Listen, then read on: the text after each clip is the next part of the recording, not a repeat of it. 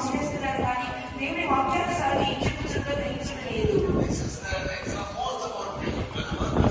సేవకులైన విశ్వాసులైన మనం అనేక మంది ఈ విధాలు తరచుకుంటున్నాము. కొన్ని సంవత్సరాల క్రితం ఒక సెంటర్ మాస్టర్ ప్రసంగించున్నాడు.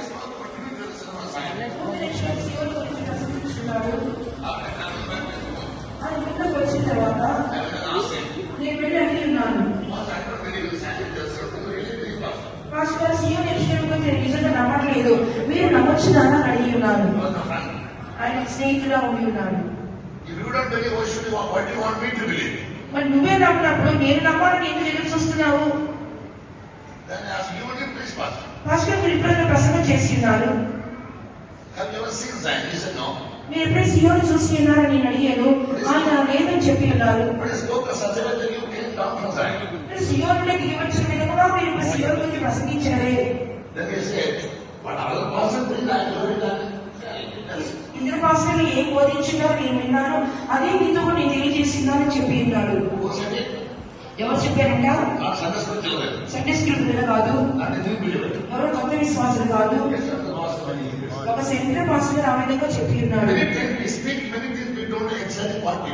అనేక సార్లు అనేక కాలాలు మాట్లాడుచున్నాం కానీ అది ఏంటో సరైన రీతిలో తెలియకుండా మాట్లాడుచున్నాం.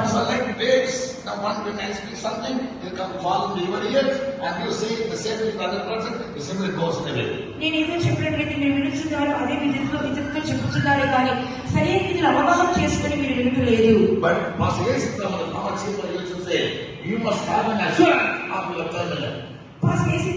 ప్రధాన ముందున్నటువంటి చీఫ్ పాస్టర్ చెప్పి ఉన్నారు, మీరు ఎక్కడికి వెళ్తారు, మీరు గమ్యస్థానాల గురించి సరైన అవగాహన మీకు ఉండవలేదు.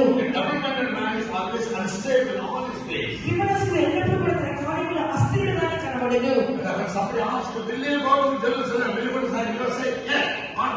మీరు సీఎంకి వెళ్తారా, ఎస్టూకి వెళ్తారా, ఎవరికి మిమ్మల్ని అడిగితే మీరు ఎంత నిశ్చితంగా చెప్పాలి, అవును నేను వెళ్తాను అని. ఇప్పుడు నేను చెప్పే జాగ్రత్తగా ఆలోచించండి. ఈ భూలోకంలో మన జీవితం అనేది అది సమాప్తి అవుతున్నది. అందులో ఒక ప్రధానమంత్రి అయినా సరే, ఒక భిక్షగానే జీవితం అయినా, ఈ లోకంలో జీవిస్తున్న ప్రతి ఒక్కరికి కూడా ఈ భూలోకంలో తన జీవితం ముగించబడుచున్నది.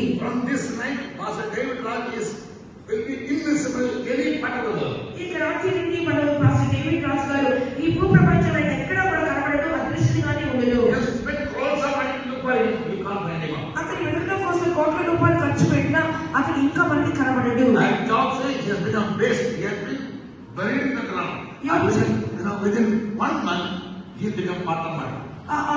యోబు చెప్పుచున్నాడు, అతన్ని మరణించిన తర్వాత వ్యర్థమైపోతున్నాడు. ఒక నెల రోజుల తర్వాత ఆయన శరీరం అంతా కుళ్ళిపోయి ఏమీ లేనిదిగానే కనబడదు. కానీ అతని ఆత్మ పైకి వెళ్ళను. యోబు చెప్పుచున్నాడు, ఎక్కడికి వెళ్ళను అని అన్నాడు.